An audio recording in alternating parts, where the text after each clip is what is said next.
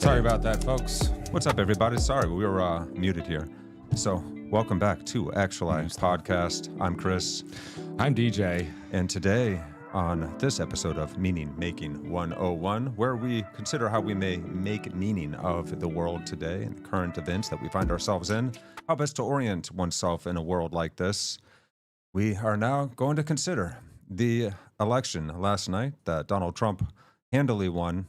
Swept the nation. The Republicans have won the Senate. Looks like they're winning the House as well in a complete shocking sweep. And, winning the popular and the electoral votes. Quite unprecedented. It's only the second time in our history that a president has won, lost one. Yeah. Non-consecutive. Non-consecutive wins, 2 terms. Yeah, was that Grover Cleveland or whatever? I think it was. Yeah. So, yep. That and also like the most popular president twice. Well, okay, technically Biden, according to the numbers, was more popular, but yeah. Trying not to get a strike. Hard to say. So, it's quite, one could say, a refutation of certain policies that the Democrats in their current incarnation have been supporting as of late. And Kamala Harris herself, it's a refutation of her. I just don't think she was able to come across authentically to the people, whereas Donald Trump, love or hate him, what you see is what you get with that kind of character. I don't even think he's capable of pretending to be somebody else other than he's not. He's just pure him. He's so brash. It's like, tone it down, man. I can't. Such a high level of DA, don't give a F funk, Yeah. So trying to keep it family friendly here tonight, guys. Every once in a while we stray from that, and there's a few curse words that are popped up, but we'll try and keep it family friendly considering what we're talking about tonight. But yeah, what a time. And so, I remember when I first heard following, was it the Charlottesville, Virginia rally, good people on both sides. Yeah. And for those who don't know what that was, that was during the time where there was a call to take down all historical statues that had anything to do with slavery or slave owners. And there was a lot of people that were there that didn't want their historical statue taken down, that did understand the atrocity of slavery. But they also don't want us to forget our history. Exactly. And, there's people who live there that are related to those who fought for the losing side. And a lot of those people are very much against the slavery, but we're very states' rights oriented types as well. You see that a lot. And like, I think it was the night before, maybe it was 2 nights before, there was that whole, tiki torch wielding, supposedly white supremacist guys that was way too well filmed and way too well put together for my... You're thinking agent provocateurs. No, I'm thinking it was just more like, these guys are going to be doing this thing. And so they showed up with the glitzy and glamorous cameras and just filmed it real well to make it look as scary as possible, where really it just looked like a bunch of dumbasses with tiki torches. I see what you're saying. Yeah. And, there were white supremacists in the group. And I remember sharing... It was this white supremacist basically telling people, it's like, don't tear down our statue and don't attack us because we will fight back and we will win. And it was on Alex Jones's network, on InfoWars. Really? And my whole thing was, it wasn't like a supporting Alex Jones or nothing. It was just like, it was on the ground, an interview with somebody. So I decided to put it on my Facebook when I still had one. And man, I had so many people who were like, oh, come on, DJ, it's Alex Jones, and like give me crap about it. But I'm like, look, aren't you hearing what they're saying though? And yeah, those were the white supremacists saying it, and they should be condemned totally. I was quoting Trump there. Well, that's the thing that got me, was that I had heard these allegations of racism in Trump. So I was like, oh my God, I got to see this. So I looked up the speech where he had apparently said something racist as the news media was reporting. And I wasn't looking for any reason to like Trump. I mean, I legitimately was like, oh my gosh, this is a big deal. I got to see this. And I'm just looking at it to see what racist thing he said. And then I see the actual speech, and I noticed what he says after there were good people on both sides. He handily condemned the white supremacists, Yeah. KKK, I'm not neo-Nazis. talking about the neo-Nazis and the white supremacists, who should be condemned totally. Yeah. His words. Also, On multiple occasions, he's actually condemned. the white reason why it became supremacy. such a big thing, though, is because that, the dummy drove his vehicle down the road, maiming a few people, and I think killing one black girl.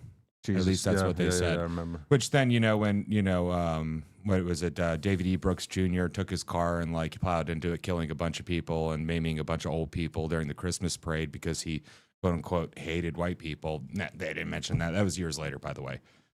Yeah. Well, okay, Just so saying. a lot of identity politics at play Oh yeah. in the modern political game, and a lot of this over-identification with color of our skin has come back into play. And I never would have expected to see it. I was a kid in the 90s and growing up through the 2000s, and the feeling is like racism is done so much to the point that like our favorite comedians are just joking about race and, crapping on people. And, on Tater Hill, where I'm from, the black kids and white kids, we may fight with each other, but I'm like, no, I don't dislike those guys because they're black. They're just on the other side of the hill. And then, you get to a certain age and you all start like, imbibing certain substances and other things with each other, and then, hanging out and then to know you all one become another. friends. So anyway. Yeah. And that was my experience of the 90s as well. Our parents had raised us to get to know people for who they were. As Martin Luther King said, judge not by the color of one's skin, but by the content of their character. And that's the way that I think the majority of us were raised. And you still saw some of the latent racism, but even, the tracking of different supremacist groups, we've noticed that there's been a marked decline decade after decade after decade since the civil rights movement in membership. And this new racial rhetoric that was being played with so heavily, and then just seeing that Trump actually hadn't praised white supremacists as the news had conveniently clipped and made that clip out to be, they literally just hid the following sentences that he says immediately after, and they just highlighted the good people on both sides, and that was their case for it. And then, of course, with the illegal immigration, he had talked about how there were rapists and killers and so on and so forth. And gosh, I'm killing us in the algorithm here, but and sorry if any of these terms offend you guys out there. It's what it is. It's sad that these things happen, obviously, and of course, most immigrants, illegal or otherwise, are just normal human beings, good people.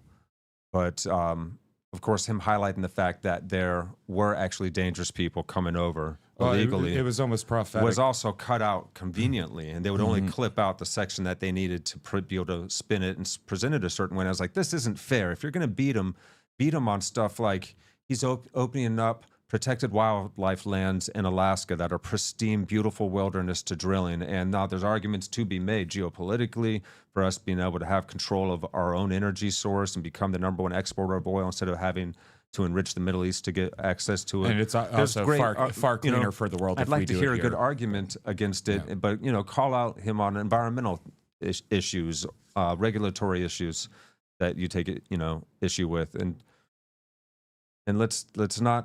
we have to fight fair. We have to be true here, or else we are delegitimizing our own arguments. And so I think what happened this election was that a lot of people of color realized that they had been lied to, and they changed their vote to Republican in a lot of particularly important areas across this country. And by people of color, we mass. mean the black people, the Hispanic people, the Asian people, anybody other than white. People are saying nasty things about Latino men online right now. Oh, dude. I've heard so many racial slurs coming out of quote unquote, good Democratic people's mouth. Like, I'm not going to say them because I don't want to get canceled not canceled, but I don't want the show to get canceled. But yeah, like if they're black, imagine all the words that you could call a black person that are racist. Well, you've got supposed liberals calling them that because they voted the wrong way. Yeah. It's like, well, damn, that's pretty racist, saying you can't think for yourself. That's pretty bad, man. That's next to slavery and badness, and and some of it, well, okay, it's all understandable if you understand the programming that has been put into people and the constant fear and resentful state that it some puts of you us in- has yeah. been some of us have been held in for so long. Yeah, well, no, that's a but- hard one right there to take. When people hear that, they take it as a personal insult, as an affront to their character. And this is not an insult. Some of the smartest people I know, people more intelligent than myself, I have seen taken in by this stuff because we are being emotionally manipulated. They hijack our lizard brain responses, bypasses the forebrain. It's very easy to manipulate anybody if you know the psychology well enough. And they have certainly perfected the art of psychological manipulation ever since the advent of PR, political relations, a more, pleasant sounding alternative to the original term propaganda. And you can have good and bad propaganda. Propaganda is merely kind of like marketing or advertisement, but and idea creation. But regardless, before we get off track here, guys, we got a slew of little shorts that we can share with you. You can go down the rabbit hole with us. Let's look and see, okay, is this guy that's just been elected the monster he's been made out to be, or does he have, the whole litany of imperfections that all human beings innately have, but none of them are actually particularly shockingly criminal or so abhorrent that he should not be in the position he's in? Maybe he's not racist. That would actually probably be a good thing to find out. Maybe the Republicans at large and people that voted for Trump are not actually racist. That would be really good news, too, that the Republican Party is actually loosening up, becoming less fundamentalist and dogmatic. I think a great majority of young conservatives have no issue even with gay marriage, and so on and so forth. Well, for the most part, it's even it's a very moderate, and that's all that Trump actually is policy-wise. That's another thing that I realized when I looked at actually how he ran, was that he's running the country basically like a Democrat of 20 years ago. Everything's very moderate centrist policy. minus the opening up trade to everybody else and screwing over our own people, because that was the Democrats of 20 years ago. But that was also the Republicans of 20 years ago, too. So yeah, that's right. And that's the problem. And that was another really telltale sign, was the endorsement of Dick Cheney that Kamala proudly received and spoke of it twice, professing how she was proud of this endorsement, as though she had like this amazing bipartisan unity campaign now. But the guy's a known war criminal.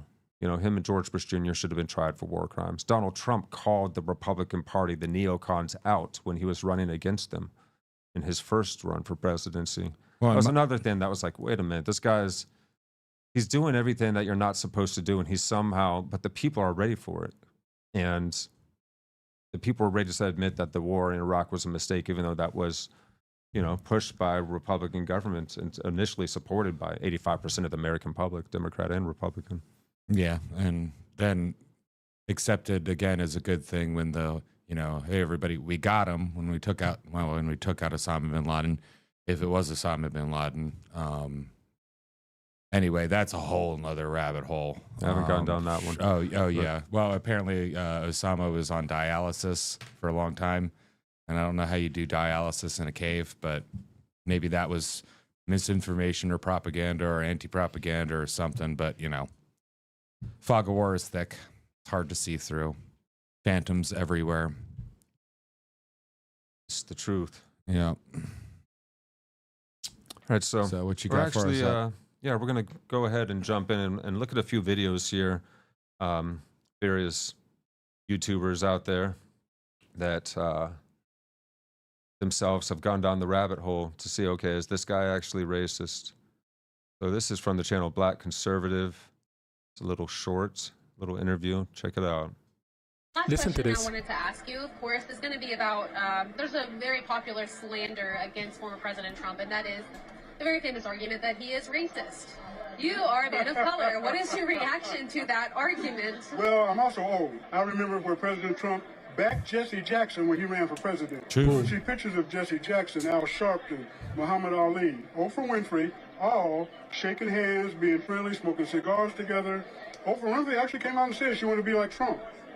Until he came down the elevator or escalator and ran for president as a Republican. Can't make this up. Magically, he became racist. We know he's not. He's There's not. stories about Trump, and I don't know how many people know this, but there was a homeless woman, American of African descent, living in Trump Tower. And somebody came and told him, he said, well, we've got this woman living here. What are we going to do with her? He said nothing. He let her stay there because she could have a place to live. So those stories don't get out.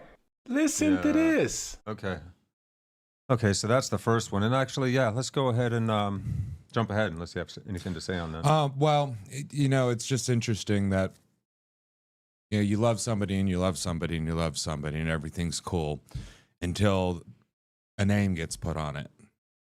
He came down the elevator as the Republican now, and it's like, oh man, we've been programmed to not like Republicans. May not know why we don't really like Republicans. Like there's this idea that the Republican Party and the Democratic Party switched. I think that's a load of crap. I'm not going to go completely into it because it's going to take a long time and I don't have the resources right now to explain it. But there was a shift of Southern blacks voting for Republicans opposed to Democrats when they got the chance. And that's why you ended up with a lot of Republicans in the South. And yes, there were a lot of racists in the South for a long time and probably still are of all colors. But it used to be the Democrats run South. Well, and, originally all the slave states were Democrats. The KKK was Democrats. Yep, KKK. And so on and so forth. So, like there was a flip and nobody can explain the flip. And really what I think it is Republicans being against handouts. And, the New Deal and this whole, just give people money, particularly just, give welfare to single mothers and make sure that, single mothers stay single and all that stuff. But then it was like, well, you don't want to help people. And this affects black people. So you must be racist and horrible and awful. And also, Republicans are staunchy. And, the Republicans didn't give a hoot about the poor. And neither did the Democrats. They just pretended to. Nobody gave a crap about the poor or the middle class. It is until recently where we actually, started looking at the middle class and being like, it's disappearing. Yeah. What's going on? We need to do something about this. Taking care of the elderly, taking care of the poor, that's something that has certainly become more important over the years to us.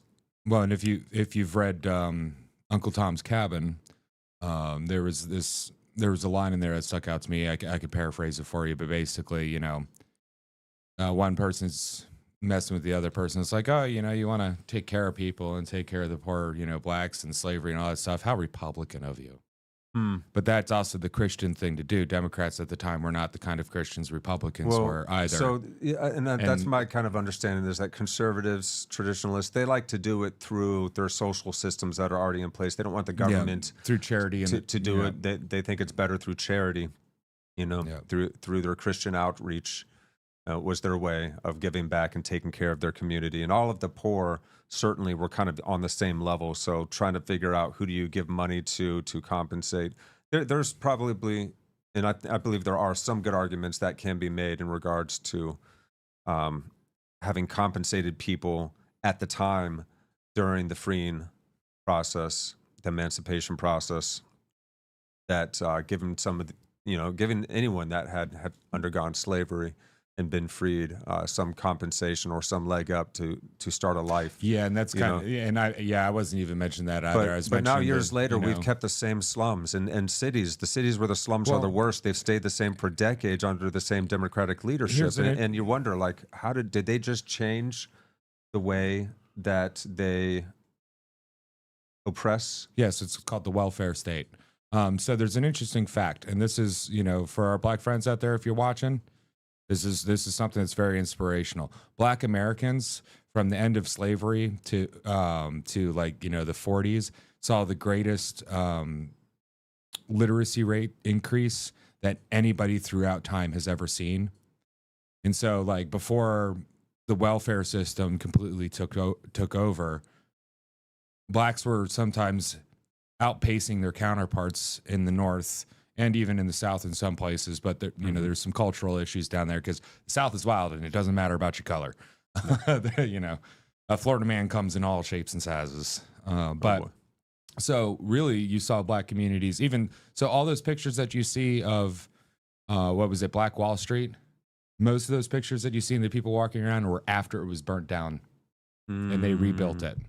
Yeah, yeah. And they had strong families. They had strong faith in their community and faith in God.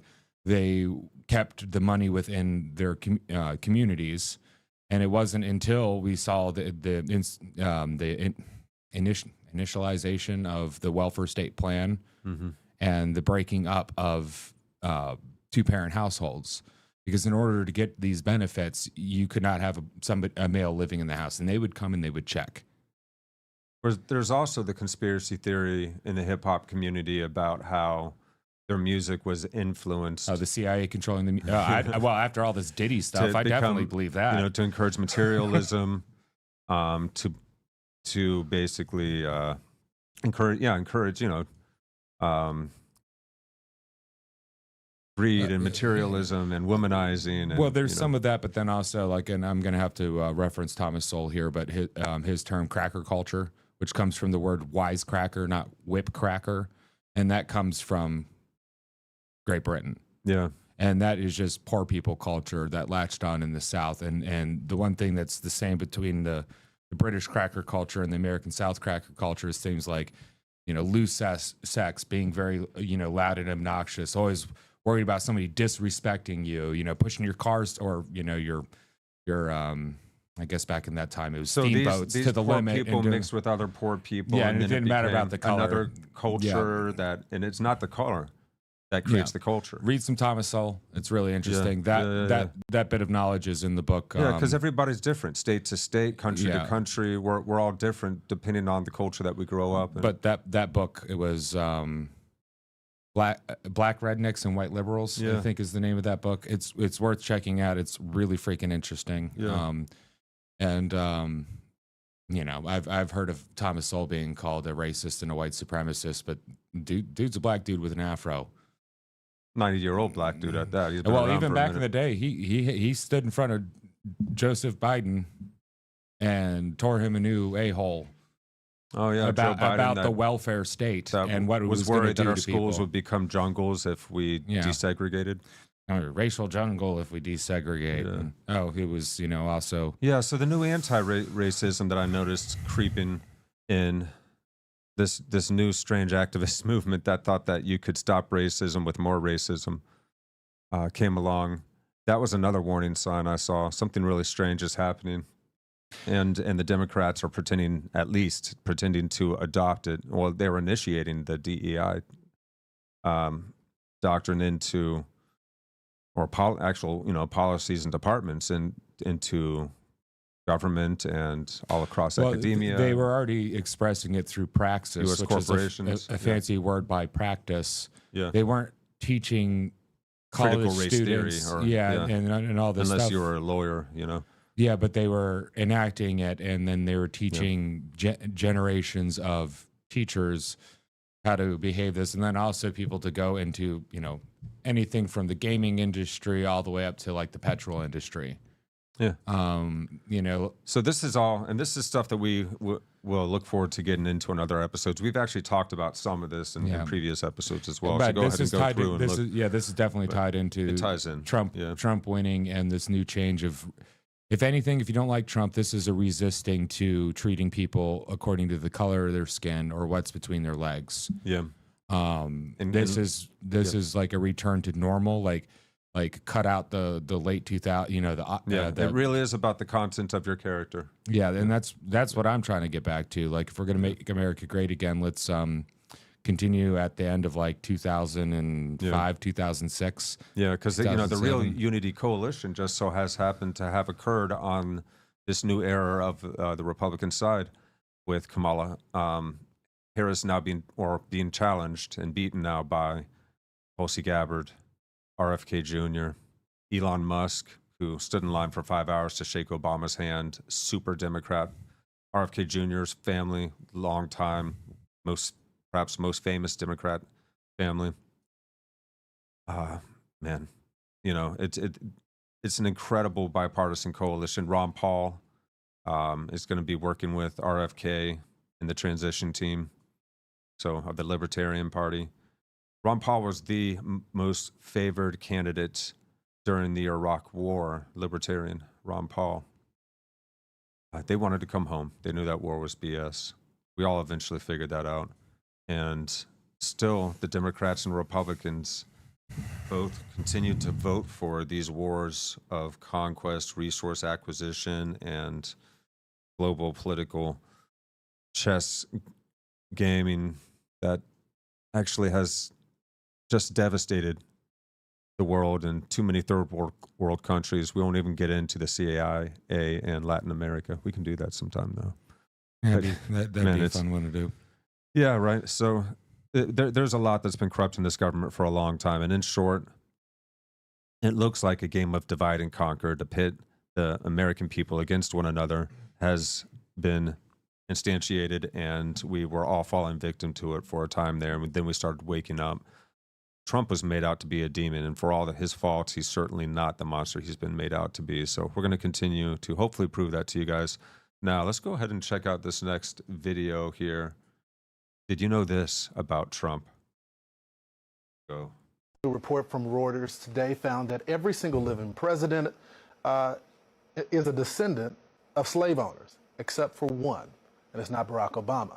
It turns out Donald Trump is the one who didn't actually have ancestors that owned slaves.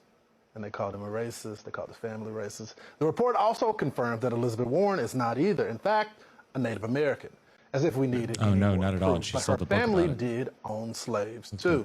Surprise, surprise. Have you ever heard this president say one negative here's thing another one. about white supremacists? Have you ever heard it? You wouldn't even condemn David Duke, for God's sake. Well, you've got David Duke just joined. A bigot, a racist, a problem. They've been lying to you. And that's Mika Brzezinski. He's indignant Brzezinski. They've been lying I to you. totally disavow the Ku Klux Klan. I totally disavow David Duke. I've been doing it now for 2 weeks. This is your Multiple probably occasions. the 18th person that's asked me the question. How many times do I have to reject? I've rejected David Duke, rejected David Duke. I've rejected the KKK, the Ku Klux Klan. From the time I'm 5 years old, I rejected them. I have been Multiple asked this occasions. question so many times. How many times do I have to reject or disavow? And I'm not talking about the neo-Nazis and the white nationalists, because they should be condemned totally. Racism is evil. And those who cause violence in its name are criminals and thugs, including the KKK, neo-Nazis, white supremacists. In one voice, are He said that there is Okay. no need to Okay. Just a little bit of proof. I can't that tell we you have how been many played. times. I can't tell you how many times I've told people this, and they're like, "No, no," and then just roll their eyes at you, and it's just like, look, like no wonder I'm losing my temper a little bit and getting a little bit angry, because it's like, it's there. I've watched it. I've seen it 1.5 times, and you're telling me it's not right. It's gaslighting. It's more than gaslighting. You're taking that lit gas and you're throwing it on my feet. Yeah, so that video was from Doc Rich, and you can find the links to all these videos in the description of this video. It's titled, "They've Been Lying to You," and they have been lying to us. They were actually, Kamala Harris and Joe Biden both called back to, there were good people on both sides, as though he was saying something alluding to supporting white supremacists, And he because was talking- immediately follows it up in the clip that you just saw. And he was talking about the people we were talking about in the beginning, which was, the people who are like, hey, this statue is a historic part of our town. Yeah, And- bring it back up real fast. Yeah, and Here's that part. disavow. And I'm not talking about the neo-Nazis and the white nationalists, because they should be condemned totally. Race. That's the Yeah, so part. that was- That's the part they left out. that they clipped out, and then they would continually ask him whenever they were interviewing him, especially during the debates. They would be like, "Why have you never condemned white supremacy?" And you see him multiple times having condemned it prior to the media, and they know what they're asking. Kamala Harris brought that up as though he was doing some racist dog whistle, and again and again and again, you suddenly see all these black people coming forth and saying, actually, he helped me out in this way. He helped me out in that way. His relationship with Oprah is very telling. She loved him. They were really close. They were good friends. He was on her show a bunch of times. talked about her running with him, and we got a clip about that coming up here. He even dated a black girl, beautiful model. Right. That's right. Okay, forgive me. She's a little light skinned, and I know how colorism works, but no, Colorism, still, yeah. Colorism Jesus. within the black community is a totally. It's in the Indian community. Well, every community has it. We just call it colorism when it's. Oh no, Europeans do it to each other too. Oh, well, yeah, sure. Even Italians. the beauty standard in Japan, you get stuff that makes your skin lighter, and that's the beauty standard. But anyway, it's all the same thing, and we're pretending it's either like completely new and only one type of people, or it's only America, or white people. And I'm getting really tired of this because it's not only white people, and there's plenty of other places in the world right now filled with a bunch of not white people that are very racist, incredibly racist. Yeah, well, you're not going to call out. The definition of racism, of course, has been changed to fit an ideological agenda that is really, unfortunately, sadly, you just have to have cultural power. weaponized Marxism at its root, and privilege plus power. Find out. So let's go ahead. Let's jump to this next video here. So this is Trump receiving support, or showing his support, actually, for Jesse Jackson, and receiving praise for Trump's helping of black and minority communities back in the day. What type of racism is this? I now want to bring forth a friend who has, he is deceptive in that his social style is of such. One can miss his seriousness, and his commitment for their success is beyond argument. When we opened this Wall Street project and we talked about it, he gave us space at 40 Wall Street, which was to make a statement about our having a presence there. And beyond that, in terms of reaching out and being inclusive, he's done that too. And created for many people a comfort zone when I ran for the presidency in 84 and 88.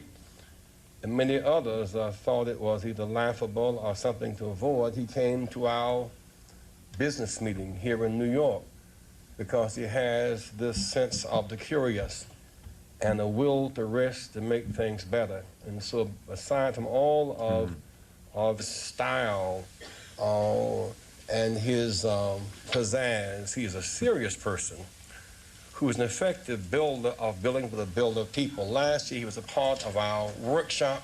So this goes on, and it's just Jesse Jackson praising Trump, and then Trump speaks at the event as well, as you can see. So let's skip towards the end of this real quick, guys, here. And here we're, of course, seeing the support that Trump thought it was laughable to Jesse Donald Jackson Trump in his was run there. for presidency. Exactly. But the fake news media today is trying to tell you and I that this man here has always hated black people and minorities. You guys right. That's exactly what they're telling us. He's a racist. Yep. You can't make this up. I found this video online and I had to share it. You let me know what you think about this in the comments. Yeah. That's Black Conservative 24 once again. Doing good work out there. And then, of course, our man, Amir Odom. This man's on point. Yeah, well, real quick on that, though. It's like, and how can you have a man like Jesse Jackson singing the praises of Donald Trump? And this is not a rhetorical question. Was he this is an tricked by actual him? question. Jesse Jackson's a smart man. Well, but singing the praises and then people thinking that Trump's a complete racist and has always been a racist. And I'm going to answer this question, but think about it. The question is because most of us are very lazy and we only spend an hour a week looking into things, and you can't know what's going on an hour a week. Well, lazy or busy. Inherently, humans are kind of lazy. That's true. But we also don't have time. We have families, we have careers, so on and so forth. But still, you can spend more than an hour a week. With the technology that we have right now, you can stay very well informed with minimal effort. Whereas people back in the day who were way more informed than we are now, even with all this technology, and they had longer work days and harder work and all that, and they were still more informed than we are. And humans are naturally lazy. Yeah. That's just what it is. That's why we invent things that make life better and easier. Right. But but most of us has become politically and socially lazy. Well, we do that to our own detriment, unfortunately. You know, politics is something that we have to be into, whether we like politics or not. It sure the hell is into you, right? Because otherwise, they will get into you. Yep. We're supposed to watch our representatives like hawks. This is our own system of self-governance, and we have to be dutiful in our watchfulness. We have to keep an eye on those that we've chosen to represent us. And we also have to be wary of the power centers, such as the financial powers, multinational, now multi-billion-dollar corporations, who are challenging our governments in a trial of strength. And they would enact their own aristocracies with their own sort of authoritarianism that could very well be worse than anything we've ever seen any actual government ever enforce. Well, we're just lucky that when communism and fascism took over, we didn't have nearly the same level of propaganda and technology for propaganda that we do now, because I don't think we would have ever recovered. Well, the past 100 years since Edward Bernays took his uncle Freud's psychological insights and applied them to political theory, and started to develop PR and advertising and marketing campaigns that took advantage of people's baser instincts and started to sell us by our lizard brain, rather and bypassed our forebrain with stuff that's super salient. And even though you know it's not real, it's so attractive that it makes you want to do it, kind of stuff. Or buy the thing, buy this car because it's going to make you sexy, all that stuff. It'll make you a real presidential man. campaigns to toothpaste commercials. There's companies that are so big and so unknown, like people don't even know their names. These firms that literally are the same people that help design toothpaste ads as they do presidential campaigns. And that's what we saw with Kamala Harris and the Joy campaign that they tried on for like a week or two before they're like, let's try something else. In her speech earlier today, she mentioned we'll move forward with joy or something like that. And it's like, I don't think that word means what you think it means, because like when you're all like, what I've noticed is watching like Kamala conventions and stuff like that, they don't like look like they're happy. And when they look like they're happy, they look like they're like verging on the edge of like a panic attack or like a psychotic breakdown. Because you got to keep yourself up in this fervor to convince yourself that this is a good thing and that this is real. It's kind of like going to a Christian rock concert. It's not that good, but you convince yourself it is good, and you do the thing and you start feeling the things. And sorry, I'm knocking Christian rock, but dude, I grew up with Christian rock. I can knock it all I want. Some of it was actually really good. But you know what I mean. It's just, in order to convince yourself of something that is fake, you're not going to actually be able to have genuine feelings, and you're probably going to be on the edge of psychosis. Now, mind you, there were some people that were just genuinely happy to be there because, they felt like she's the one for her, or for he or she or they or them. Yeah. So, one more time, I'm going to revisit that fine people from both sides with Amir Odom here. And he takes this apart pretty well. And also, Amir has an episode where he talks about him going to a Kamala rally that you guys should check out on his channel. Absolutely, his channel's great. Enlightening. Very much so. All right, we got him. Yeah, let's check it out. Without further ado, let's dive right into this. Find people on both sides. Let's remember Charlottesville, where there was a mob of people carrying tiki torches, spewing anti-Semitic hate. And what did the president then at the time say? There were fine people on each side. This is something that they didn't fact check, despite fact checking Trump, which I'm all for. If you're gonna fact check, that's fine. I'm all for the truth, but at least be consistent. Because according to a common fact checking site, Snopes, no, Trump did not call neo-Nazis and white supremacists very fine people. That's the actual truth. Joe Biden, Kamala, everybody keeps regurgitating this one headline. He said there are fine people on both sides. There is far more context to what he said. His sentence was cut off and the truth was just never out there. So for those of you who have never seen the actual footage, let's hear what he actually said. Changing history, you're changing culture, and you had people, and I'm not talking about the neo-Nazis and the white nationalists, because they should be condemned totally. I'm not talking about the neo-Nazis or the white supremacists, white nationalists. They should be condemned completely. That is what he said in that same clip. But like, if I let it keep playing. But you had many people in that group other than neo-Nazis and white nationalists, okay?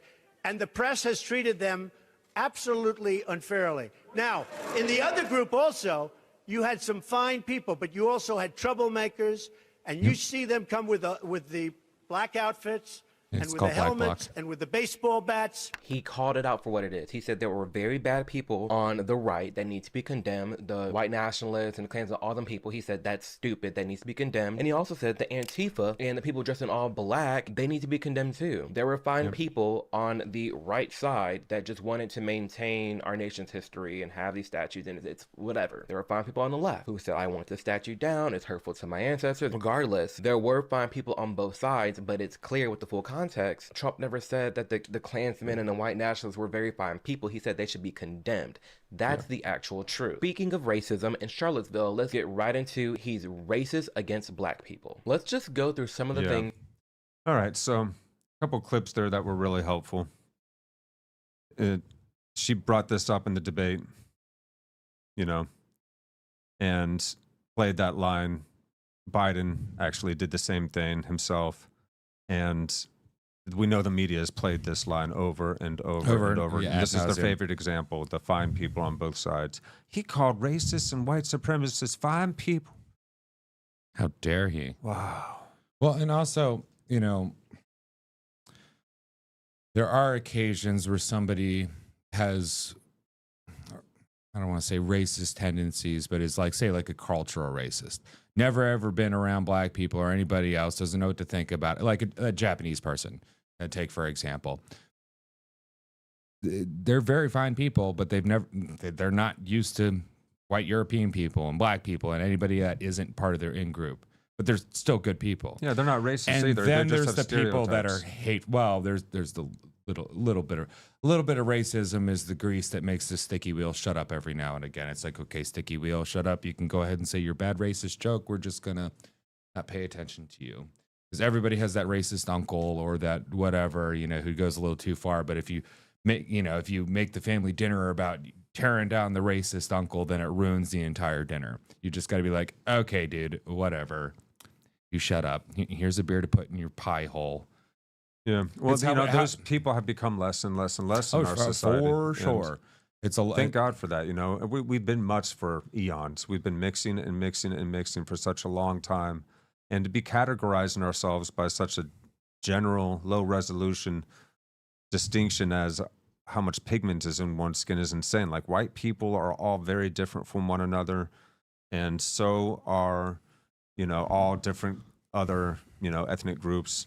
And and then we're all more same than we are different as far as physiologically speaking. If you pull off, our skin and our bones and all that stuff, you're gonna have a hard time telling like who's black and how black were they and who's white, and now mind you, there are some things, if you really know what you're doing, you can tell. But for most people, when you look at a skull, it's skull.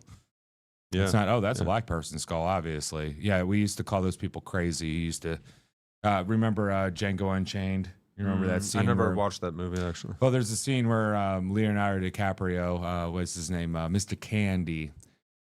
He's realizes kind of what's going on, that he's kind of being duped a little bit. So he brings out this skull of like an old slave hand and everything. And he's talking about, he busts open the back of it and it's like, well, these three nubs or protrusions or whatever on the back of the skull are because of, inferiority and all that nonsense. People used to believe that, and we know they're crazy now. And now we're back to that, but in some weird other perverted way that's coming from the left and quote unquote liberals.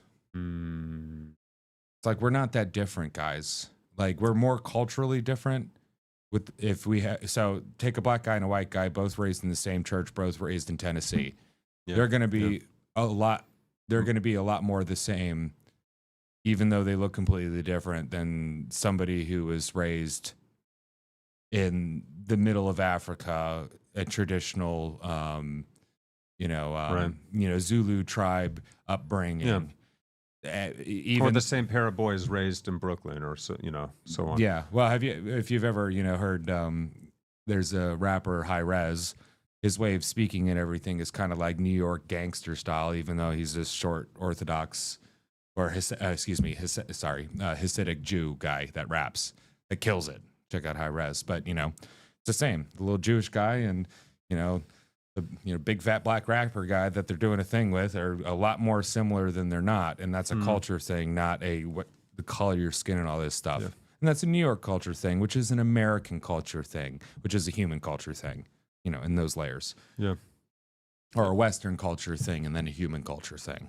Yep. So so Amir's got some more good examples, and I guess we could work on exhausting this a little bit as well. Get into some more examples of Trump's lack of racism. Let's go ahead and jump forward here. It's a good thing that he won. It's seeming like people. Unfortunately, whatever's taken over the Democratic Party, same thing that infested the Republican Party. We ended up with George Bush and Dick Cheney and the war in Iraq and the war on terrorism and the surveillance state and so on and so forth. So it's taken over both sides. And it's something that needs to be stopped in its tracks. And it was going to take an outsider to do this. That could call out both parties. And also couldn't be bought out because he's already rich. So, that exactly. helps. Yeah, and still be able to garner the support of the people. Yeah. So when people started to realize, wait a minute, they have grossly exaggerated the character of this man in the most demeaning and insulting way possible to make a monster of him. And he's not that. He might be a narcissist. He might be a blowhard to some degree. But he's actually also got a side that's like a sweet grandpa. And he's kind of funny. And yeah, he's an asshole, but he means what he says, and he says what he means. He's my kind of He asshole. exaggerates, and that's like basically the extent of his line. His exaggerations, though, are hilarious. They're so friggin' off the wall. He exaggerates so bad whenever he's trying to make a point. But he also it's always he does a voice, manner of speech. If you watch him enough, he does a voice when he does an exaggeration, and it's the force like, well, it's the best show everybody's seen, or at least everybody's telling me that, and he like does a voice with it. So it's like, yeah, he's being playful almost. Have you ever hung out with like old dudes? But you actually have to see the guy speak at length too, and you can't just take what the left-wing media has been telling you, because left-wing media, the corporate legacy media, lied us into the war in Iraq in the first place. People like myself knew that war was a lie and was going to be criminal and wrong and something that we would deeply regret. Before it began, there was a lot of people like me. Sadly, we were still a minority in this country at the time. There 85+% support for the war in Iraq, even though it had nothing to do with 9/11. But the way that they packaged them together in their rhetoric and propaganda, the media and the George Bush Jr. administration alike, Dick Cheney being the architect of that war, they pulled an ingenious, sophisticated psychological operation on the American people, and while we were in a state of PTSD, and we accepted this surveillance state, the Patriot Act, and the war in Iraq, the war on terror, an excuse for infinite war, and the military-industrial complex was raking in the dough.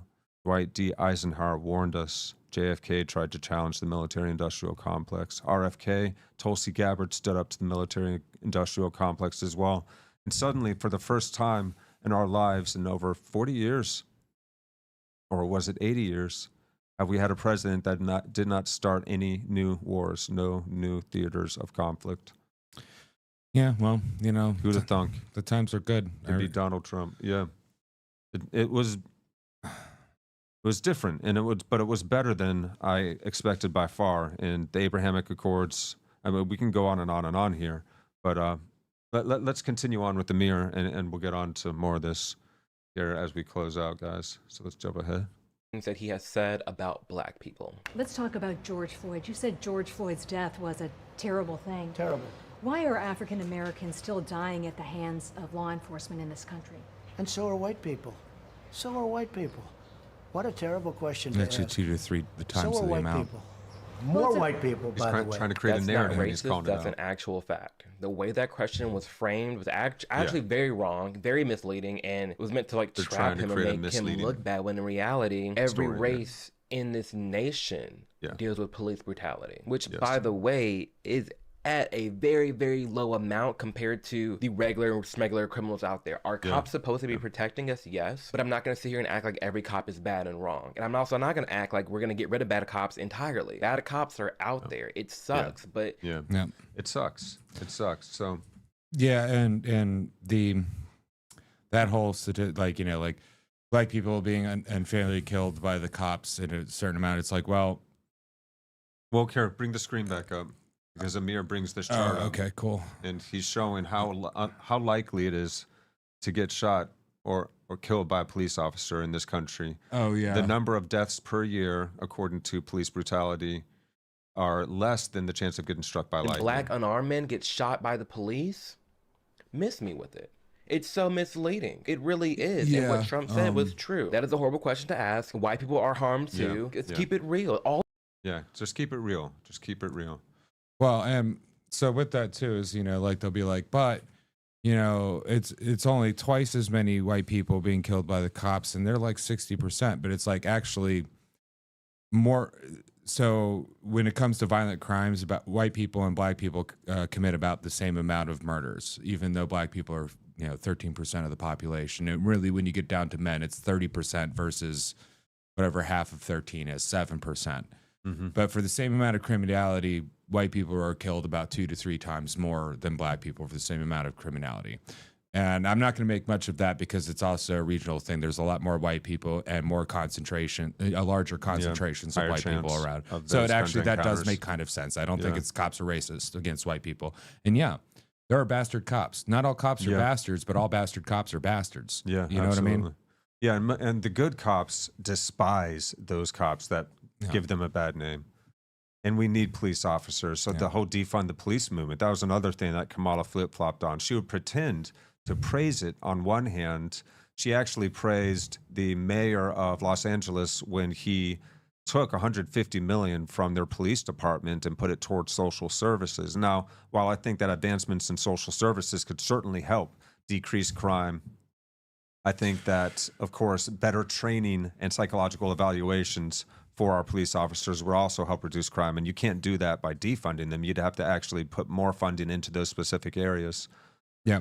And I'm tired to raise the standards. And I'm tired of seeing fat cops. Make it hard. Yeah, make it hard. Exactly, dude. Make it hard to become a cop. And actually, they should have a physical fitness regimen that they have to abide by. You have to be able to run a certain speed for a certain amount of time to be able to be a cop. Every 6 months, you should get a fitness and a mental check to make sure that you are still good. And I say 6 months because going from summer into winter, your mood changes, and going from winter into summer, your mood and your brain changes and your body changes. You should do it quarterly, even, and I think they might already do it at some, in some departments. But I think that could definitely be increased. And then make it harder to be a cop and pay them more because we don't pay our cops enough. Yeah, same. Teachers and police officers do not get paid enough.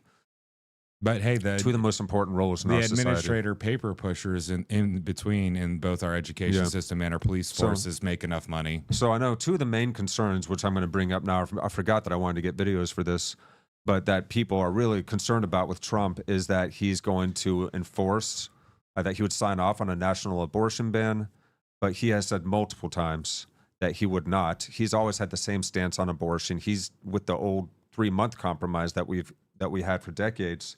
That was as good a compromise as people could get on the abortion issue for a long time. And he doesn't like the idea of states enforcing, earlier term, outlawing, anything even earlier, cutting the rate out instead of 3 months, 2 months, or 1 month, or what have you. I think this comes down to ultimately this is. But his wife is pro-choice, but this as well. Yeah, right? But this isn't a matter for the president. This really comes down to personhood, and when does personhood begin? And that is a Supreme Court issue that is outside of the. So it doesn't matter what the president thinks about it. in order to figure out this abortion issue, we need to figure out personhood and when personhood exists. Now, it's really easy for the Christian right. We say personhood exists at conception. So as soon as sperm touches egg and it starts, that's when personhood starts. Other people don't. And that's where you have the courts to figure this out. And then you would have the legislative branch to write laws about, okay, well, if personhood is now, then there is a restriction on that. Me personally, since it isn't in the federal constitution, still should be up to the state. But if we can figure out when a person exists, when personhood exists, it would be a lot easier, because right now it's just, oh, but it's healthcare and it's reproductive rights. It's not reproductive rights. It's anti-reproductive rights. And I'm glad that Jimmy Dore brought that up. I just watched a video of his earlier today about it. It was like, yeah, it's anti-reproductive rights. It's making yourself not, and maybe you should have the right to choose whether or not. Maybe you shouldn't. That's a discussion to be had. But we're not going to solve this with that's such a viability complex, and all this other stuff. It's personhood. There's is so what we're much talking subjective about. variance of opinion on this issue of when it cuts off. How long should you be able to abort, all the way up into the third trimester or not? Women that want choice actually disagree on where it should end, and so. How do you come up with a better compromise? Well, for a long time, Democrats and Republicans wanted the states to have it, and even Ruth Ginsburg did not want, or thought that it resting on Roe v. Wade was inappropriate. She did not think it was a good idea. And the Democrats had a long time, many opportunities to actually write this into law more formally. They never did. They always wanted it as kind of like a bargaining chip or a political play chip. Well, even the woman, even Roe, which was a cover name like John Doe, Jane Roe, even she came out later on and admitted that she lied about the circumstances of her pregnancy. Wow. And that was one of the things that led into the Supreme Court deciding that this is bad law because it's law based on a fallacious precedent. So, okay. And I hear a lot of people saying like, well, the Supreme Court needs to just stay out of it because this, they need to stay in their own lane. They did. This is their lane. This is literally their lane. They took it back out of their control because it shouldn't be them enforcing it. Yeah. They make a decision on it, and then they hand that decision making and right over to the proper body. And instead of it being the federal government, they made it the state government so that people have more freedom of choice. Because some states, and this is why I say Democrats and Republicans alike, wanted it to go back to the states for a long time. It's just that once Trump did it, all of a sudden it was this evil thing that he's doing against women. No, actually some states wanted to be able to have later term abortions. Some states wanted to have earlier term abortions. Well, interestingly enough, actually, there's a lot of blue states that have later term abortions now that Roe is over because Roe had a stipulation in it that you couldn't go past a certain period. Yes, that was another thing. So that's why a lot of people on the left actually wanted it to come back to the states, because they wanted to be able to have their own enforcement over that issue, because it is such a complex decision to make with so much different subjective variance on how people stand on it. So it's easier to break that down into smaller decision-making groups like the states rather than the full federal government. Well, and until we can define, and the reason why I bring up personhood is because law has to do with the person. Constitution has to do with protecting persons against the state. Or from the state. Excuse me. So when is it life? When is a fetus life? Well, fetus is the term for a baby. Well, no, actually, the scientists know what it is. As soon as sperm and egg. Biologists tell us. Well, as soon as sperm and egg meet, that's life. But when does personhood come in? There's actually a spark of light that occurs when that happens. Well, remember Terry Schiavo, the woman that was in coma for really, really long? Yeah. We were having this discussion as well. And it was my assumption that, the left was on like, well, we should keep her alive because, she's obviously a person and all this stuff. And also the Christians united with that as well. Yeah. And it was just like, oh, yeah. Whereas the pragmatists, capitalists were just kind of like, look, she's dead.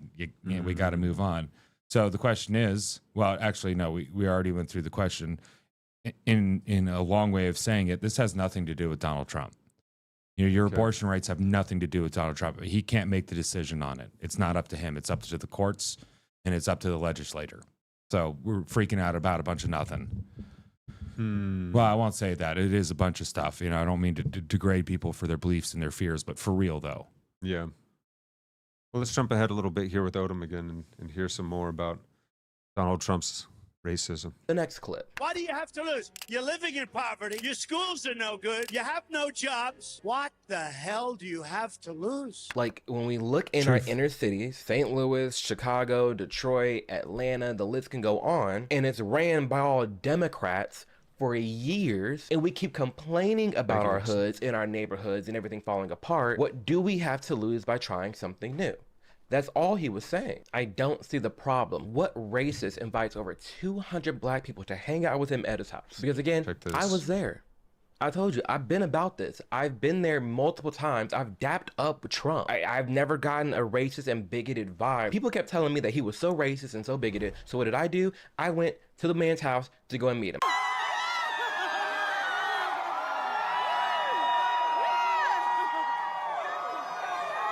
Look at that.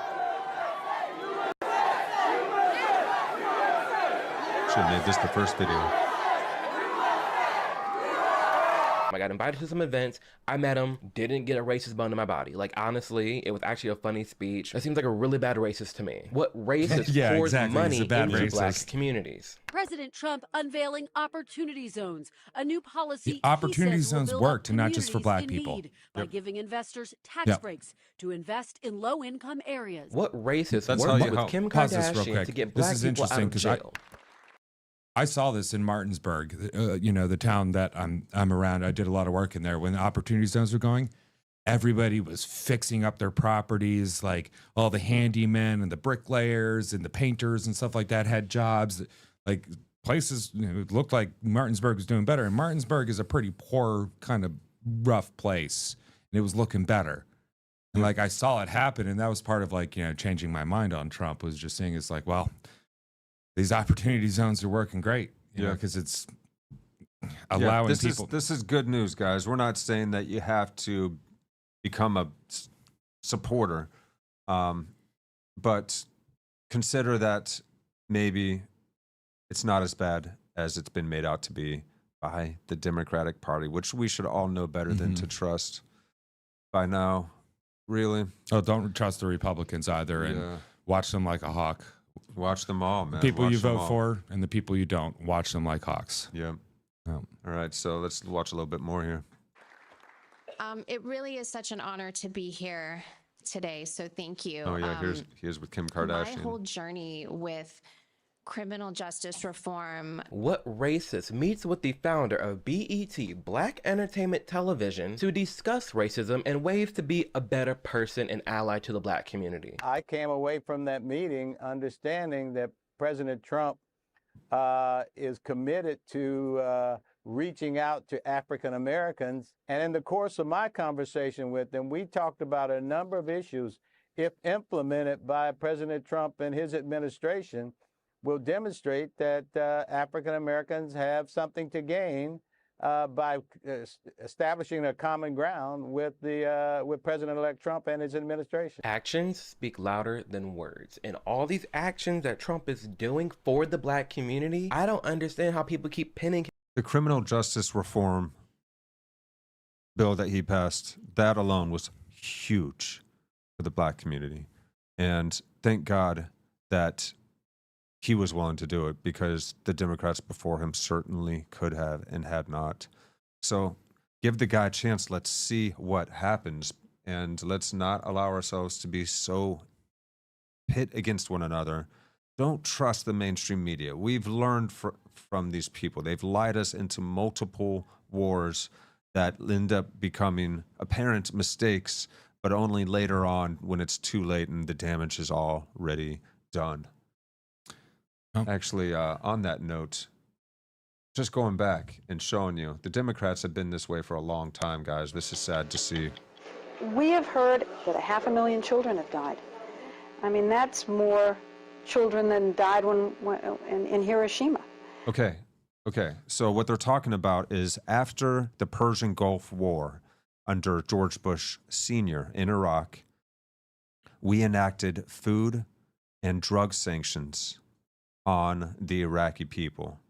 And of course, in any situation where you do sanctions on a government, a tyrannical government, the people in power keep whatever resources there are to themselves, and then the people end up starving. And we knew that it was going to kill thousands and thousands, hundreds of thousands of women and children. In fact, it did kill over 500,000 women and children. Years of food and drug sanctions on the Iraqi people enacted by the American government. And Madeleine Albright here defends this decision. Listen to this.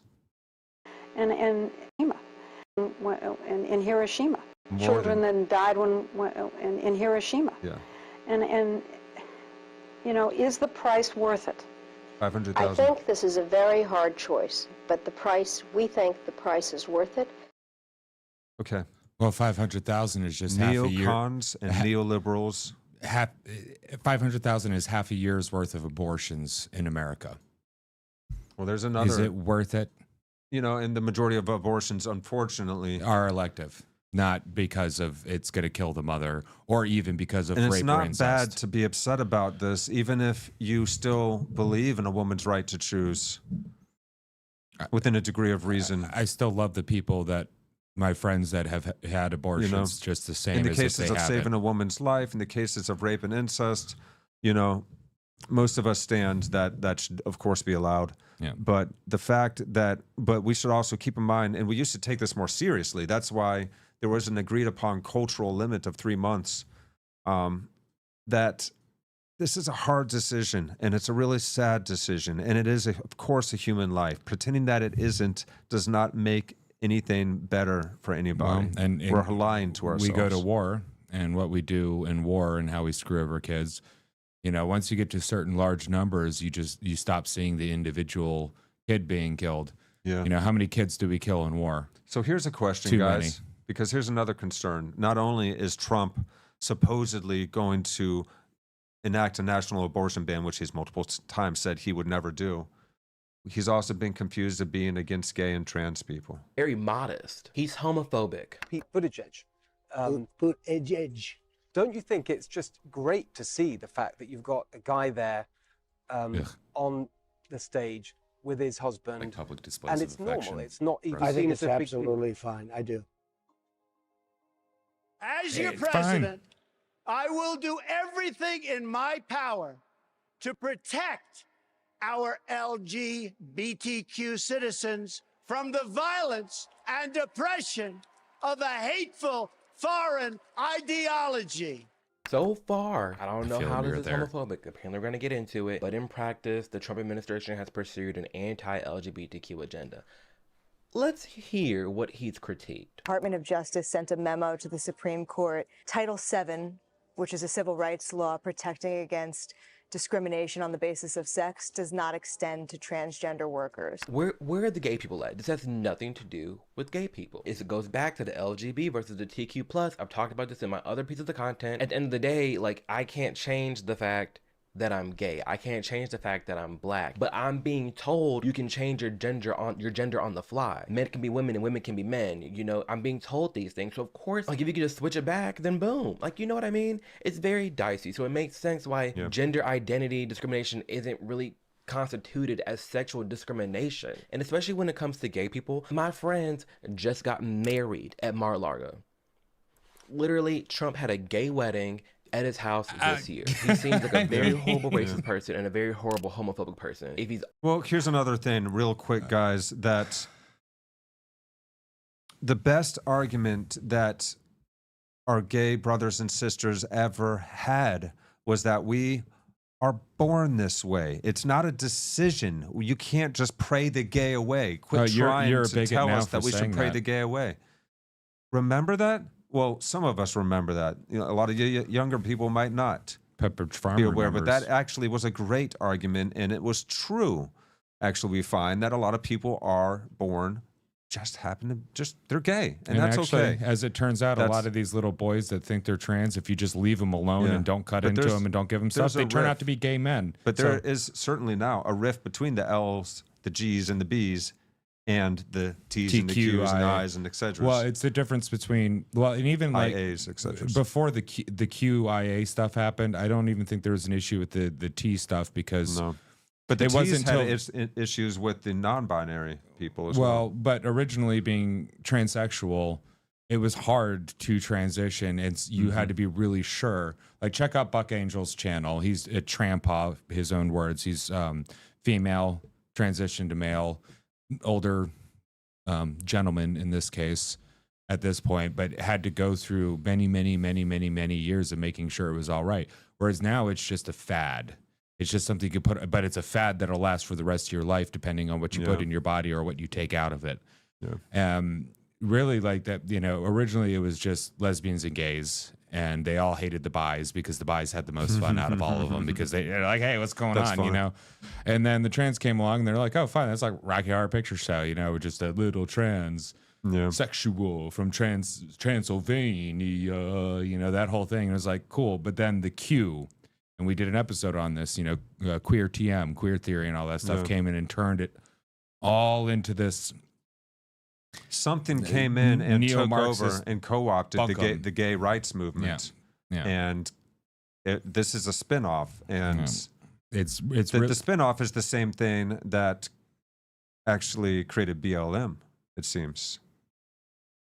It attacks our weak points as a culture, race, gender, and inserts Marxist ideological framework into the activist movements and their terminology. So all the terms of the oppressor and oppressed and power dynamics, and racism is the white supremacist ideological control that is enacted over this government and has been there since its inception. Even though we were founded by mostly people that were actually part of the abolitionist movement from the beginning, they were trying to write it into our constitution. We almost didn't become a country because over this fact, half the people didn't want slavery. Well, actually probably more than half the people didn't want slavery. And in order to get like Virginia and a few other states, we had to Virginia put it in there. So now Virginia likes to pretend like their poopy don't stink, but watching you, even though West Virginia was the ones that broke away over slavery. But I'm gonna cut to this real quick. But look, there's merch. Yeah, that is literally the rainbow, and there's like gays for Trump and all that kind of stuff. Remember him hugging the flag, the gay flag, and I'm not talking about the Pride Progress flag. I'm just talking about the rainbow flag, not the one with the triangle and all that crap. That's the ideological cult flag, if you will. But Trump was holding it, and then he had kind of something affirmative written on another one, or no, he's hugging the American flag and holding the gay flag and doing the Trump thing. And I'm sorry, Trump dances like a gay guy with like two bad knees and a bad back, and this is all he can really do. Young men. Oh, and then his theme song is YMCA. Come on. That's right. Yeah. He's just not fazed by any of it. So, thank you very much, Amir Odom. So check out Amir Odom's channel. Another great channel out there. And, so now we're going to jump over to the Officer Tatum. He did actually another one of these breakdowns of his Trump racist, and he's actually covering another gentleman's video on that very question here. We're going to learn a little bit about his past relationship with the ladies of The View. That is. Let's go. You see the clip with him on The View, and him and Whoopi Goldberg, she's saying that they're friends. We're only going to get Whoopi's vote. If you did, let me just ask, if you did be... And she likes me. She even put me in the movies. She put me in the movies, right? A long time ago. And how much did I charge? Nothing. Like they say in the It was a freebie. They used to love him. Love this They guy. kissed him when he came on that Saying he's our episode. president. She kisses, all that. Letter authentically shows Winfrey wrote to Donald Trump in 2000 and said, "Too bad we're not running for office. What an A-team." He had mentioned Y'all can't read it on there. thinking of her as a VP. Authentically shows Oprah Winfrey wrote to President Donald Trump 2000 and said, "Too bad we're not running for office. What a team." Him What a and team. her. Oprah Winfrey. True. You have a vice presidential candidate in mind? Tatum's been calling out Listen to this this. shit for a while. Listen to this. Check this out, guys. True. You have a vice presidential candidate in mind? Well, I really haven't gotten quite there yet. It's just Oprah. I love Oprah. Oprah would always be my first choice. Oprah. Oprah. Your competitor, right? No, Oprah's a competitor. You know what? No one. I'll tell you, she's really a great woman, though. She is a terrific woman. She's somebody that's very special. Huh. Oh, that's right. Remember Here's this? another thing that people don't know. You can't see it because it's so much. Trump takes in Jennifer Hudson and her family. So Jennifer Hudson had a tragic event where family members of hers were murdered brutally. And Trump flew Jennifer Hudson, and this is a small story that, I may not have all the details right. Y'all can go look it up yourself. This is from today's news, but I remember it when it happened. I remember him flying Jennifer Hudson. I think he put her up in the Trump Hotel or something like that for several nights so she can recover from what had happened to her with the murder of her family members in such a brutal way. So Donald Trump reached out to this young woman. He didn't want accolades from it, but he did, and he helped her. She was American Idol at some point, if you guys remember. Yeah, and she's a black woman. How is this man a racist and he doing stuff like this? And he didn't want no accolades from it. Oh, because he's People kinda found out tokenizing about them. Donald Trump doing this. I've heard that Except argument. he's not talking about it. Well, no, when he does these things. No, that's the thing. And if so, he's been photographed a lot, and I've noticed, he slips cash to, like, he tips valets, bus boys, like all that stuff, and he tips them a lot of amount, but like he's very reserved about checking the money that he has on him and parsing it out and then giving it to him, opposed to making this huge show of doing it. And particularly when he knows that he's on camera. Like, I was not a Trump supporter. I did not like him. I'm liking him more and more, but I'm still, it's still default. I don't know him, and whatever, but I've watched him like a freaking hawk. No, I've watched him like an experiment in a petri dish. I did a whole background study on his family, where they came from, the good, bad, the ugly, all of his investments and stuff like that. Because I was hearing stuff about him, pissing off the Scots because he put up wanted to put up a golf course in this land that was protected by this, that, or the other. And from what I could find, there was a lot of people that were down with it, and the only people that were really pissed off about it were the Karens, quote unquote. But, so I started looking into it, and it's like, no, actually, he's pretty solid and consistent as what he is. Mm-hmm. Like, if you sit there and if you watch him for 3 hours doing his, because he'll speak for 3 freaking hours.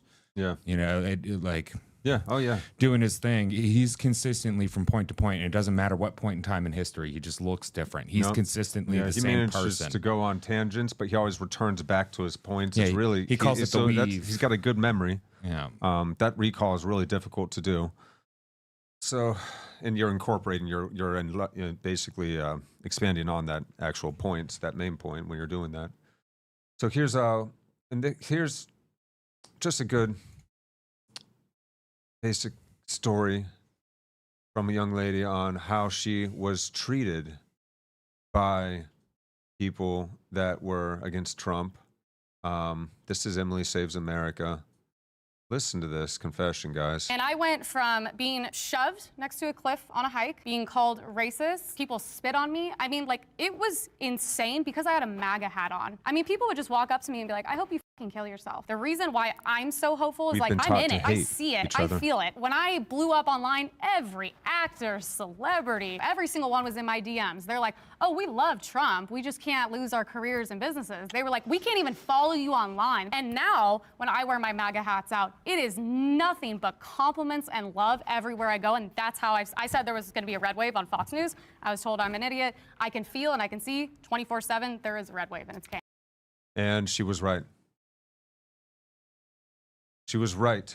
But we were all told such potent lies so many times over for so long that it's no wonder that a lot of people fell for it, because it's really hard for us to challenge our own conceptions. We become identified with our beliefs. We develop beliefs over our ideas, and we get attached to these opinions as though they are ourself. And so when somebody challenges one's view of reality, it is very disorienting for us, because we cling to that conception, that view of reality, as though it's a life raft and it's who we are, and we're so identified with it that we get offended when people challenge the conception. So we've got to recognize the conception is just a worldview, and it is updatable, and it's okay when we're wrong about things, because you just got new information. Now you got a better view of reality, and that's all that it is. Well, and I think also this leftist, I won't call it liberal, but leftist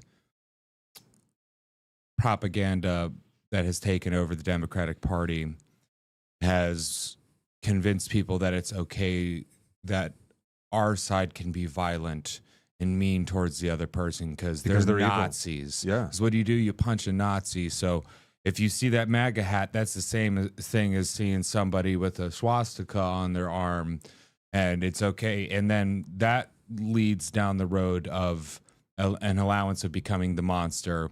And it's like, well, okay, it's safe. This is the right thing to do. So now no longer are you thinking about like, well, maybe this is wrong. You're like, no, this is right. And it feels good. As Nietzsche said. I'm going to spit in your face and I'm going to punch you. Yeah, Dude, yeah. I've seen little old ladies attacked with paint thrown all over them. And all they're trying to do is put out a fire that was started by the BLM people.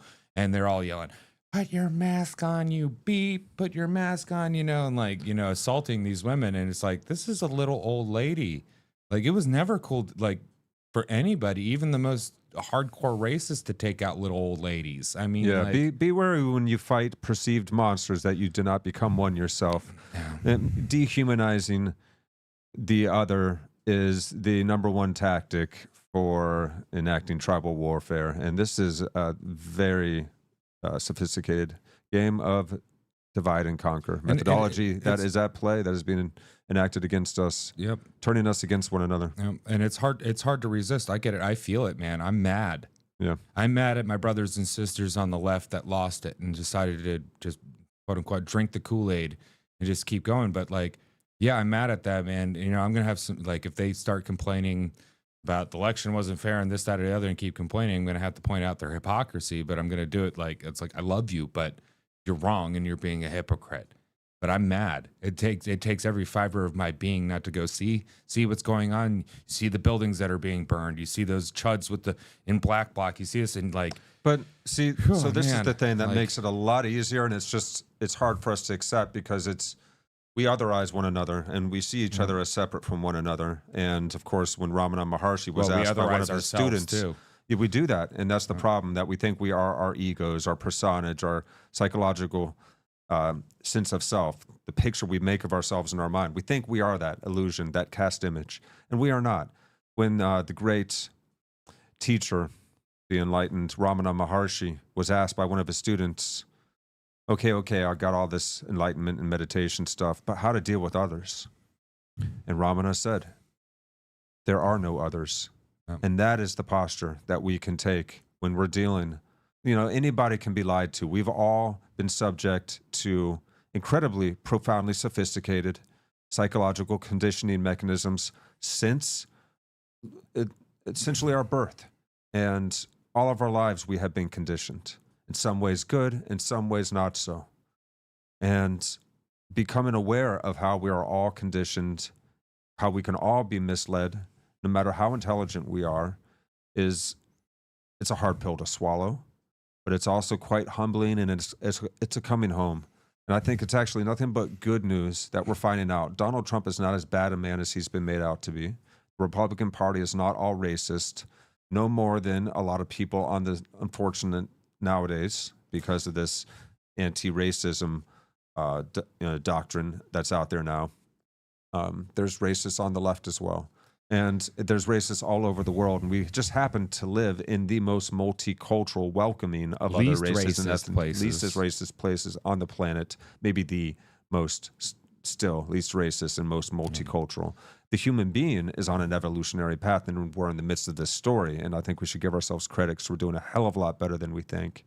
And come back home. It's not so bad. It's a good thing that we have a true bipartisan coalition with Tulsi Gabbard, who is not the demon she's been made out to be. She's actually an amazing woman. RFK Jr., which is not the loon and the vaccine skeptic he's been made out to be. He's an amazing, incredible, crazy, but environmentalist, good crazy leader of the environmentalist movement, and a great lawyer as well against corporate abuse. And he has saved many rivers and animals and people's lives. And he used to be heralded as a leader of the environmental movement. He's been there since its inception, as it was really empowered by his uncle JFK when he instituted the EPA. So anyway, here we are. Here we find ourselves being lied to. Let's look just at a couple of examples of when Alan Dershowitz, Harvard famous known Democrat lawyer, spoke in actual defense of Trump when he saw the lawfare being committed against him. So listen to this, guys. So you think that the New York charges have always been a moot point, basically? They've been absurd. They are unethical, improper. The worst indictment I've seen in 60 years of practicing law. Under this indictment, they could have gone after Alexander Hamilton for paying hush money back in the founding days of the Republic. Nobody ever expects anybody who pays hush money to then report it on their corporate form. It's an absurd indictment and will probably fall by the wayside. Of course, in New York City and Manhattan, they could get a conviction based on that, but I can't believe it would be upheld on appeal. Yeah.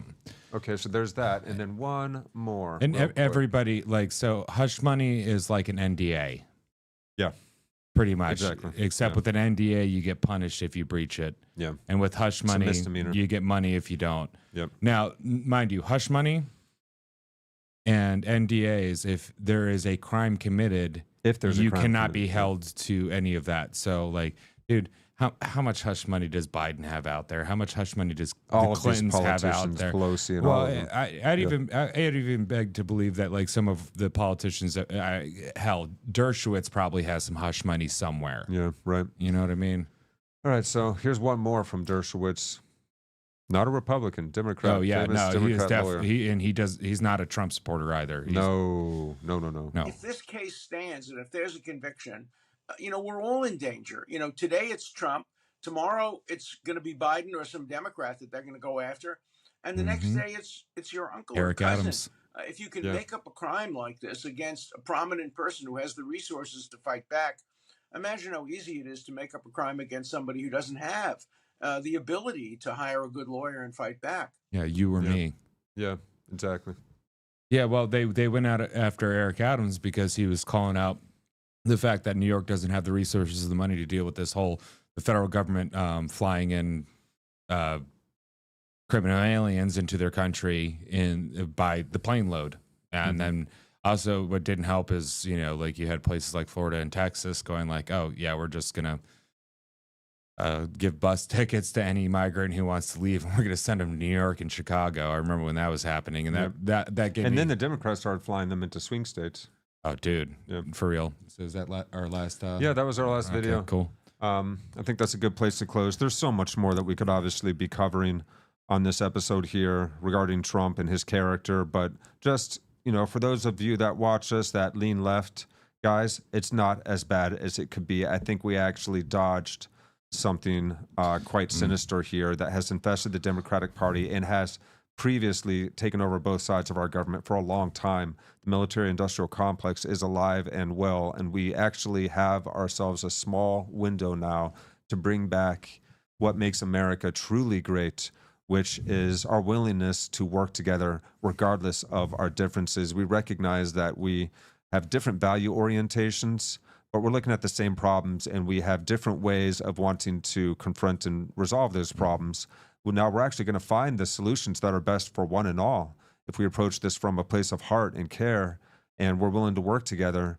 The great mark of wisdom is the willingness to entertain an idea without accepting it. And if we can do that, if we can see from others' points of view more deeply before labeling them with these superficial distinctions and prejudging one another, let's actually get to know the individuals involved in every group as we meet them, and judge them by their hearts and their actions. And for our friends on the right or the left who voted for Trump, or even our friends in West Virginia or other places who voted whoever they got in, you need to get on them. You need to stay on them.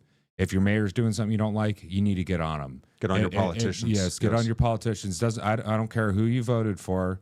I don't care about that, but you need to get. I don't care even if you don't vote. Whoever's representing you in your area, and if you expand the area and the total area, the president, get on them. Pay attention to what's going on. Don't just listen to somebody say, "Oh, did you hear so such and such politician?" Look into it. Doesn't take that much, dude. With the new AI stuff they have in your search engine, they'll do half the work for you. That really, like, just look into it. And like my Trump supporter friends, I don't really have to worry about you because y'all boo Trump when he's like, "Yeah, the vaccines," and like he gets booed. Yeah. But then the ones who are really, really fanatical about Trump, no, just make sure that he doesn't, get on him. If he's surrounding himself with bad people, speak out to your friends, your families, make a YouTube video about it. Yeah, we want Trump to actually do the will of the people.